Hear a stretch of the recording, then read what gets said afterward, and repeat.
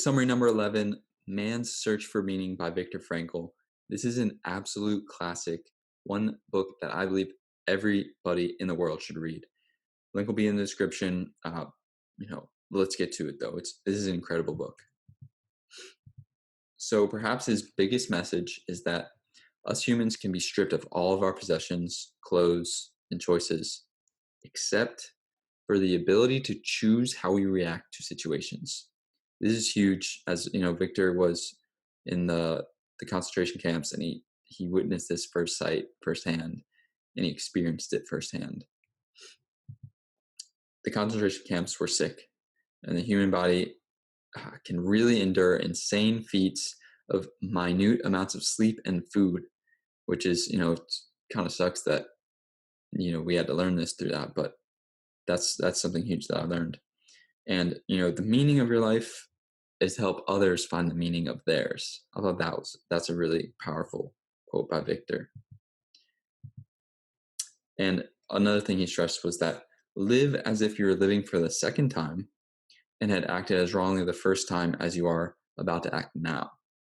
So just, visualize yourself as have already been doing what you're about to do, and that it's wrong for some reason. So how would you correct how you're living in the present moment every single day? And his big thing, he's a psychiatrist, logotherapy was his study. Like, we can discover the meaning of life in 3 different ways. 1, by creating a work or doing a deed. 2, by experiencing something or encountering someone. So this is love, because we forget ourselves by helping another person fulfill his or her potential. And by the attitude we take towards unavoidable suffering, because we're challenged to change ourselves. And meaning comes from responsibility. So something I thought that was very interesting in this book was Victor always seemed to leave it up to chance or fate. There was many times where he had the choice to leave the camp in some way for a promise of freedom, but he didn't. He never forced it, and he always seemed to survive because he kind of surrendered his future. So a few of the times where he could have left concentration camp for freedom was actually, he found out later that all those big trucks, car full of people, were all gassed. So he just let it up to fate, and it always seemed to work out for him, which is very interesting. And one of his fellow prisoners had a dream that they were freed on March the 30th, and they weren't. And on March 31st, he died of typhus. So Victor believes he didn't really die of typhus. He died of lost hope. A lost hope lowered his immune system and let the disease take hold. And the same thing happened between Christmas and New Year's. Death spiked in that week, and he believes it's because people gave up hope because they were just so set on being home, being free for Christmas, which is very sad.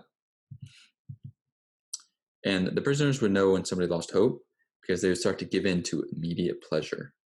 They wouldn't go to work, they'd smoke all their cigarettes, and without a doubt, they'd be gassed in the next 48 hours tops. And after being freed, the prisoners, they had a tough time feeling good about life. There was no meaning because they were done with all the suffering. And they had lived so long for prisoners, so it took them a while to normalize back into a regular society. You talked about the existential vacuum, or the existential void, which is just the feeling of emptiness and uselessness. And this manifests mainly in a state of boredom. And this is kind of hard to understand, but so man should not ask what the meaning of life is, but rather he must recognize that it is he who is asked. Everybody is questioned by life, and only he can answer to life by answering for his own life. To life, he can only respond by being responsible. So essentially, the meaning of life is being responsible for your own life. And logotherapy sees responsibility, the very essence of human existence. So the more one forgets himself by serving others with love or giving himself to a cause, the more human he is and the more he actualizes himself. So this means that, self-actualization, it's not attainable, because the more one strives for it, the more one misses it. Self-actualization is only a side effect of self-transcendence. So that wraps up Man's Search for Meaning. Great book, and just like incredible history of what happened during World War II and in the concentration camps, and an incredible analysis of what happens in our mind when we endure suffering. This is a very great book. I highly recommend it. It'll be down in the comments. Guys, make sure you like this video. Remember to like it. Remember to subscribe to the channel. Book summaries every Monday, Wednesday, Friday. 150 book summaries per year. Incredible knowledge. Keep growing your brain. Keep learning. Keep living life. Hey guys, so lifelong learning and reading books is just one part of Sticky Habits University and Discipline 101.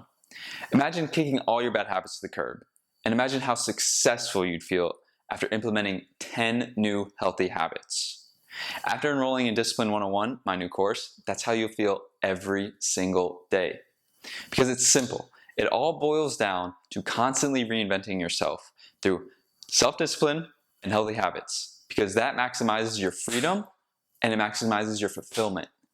Living like this changed my life. Go check it out.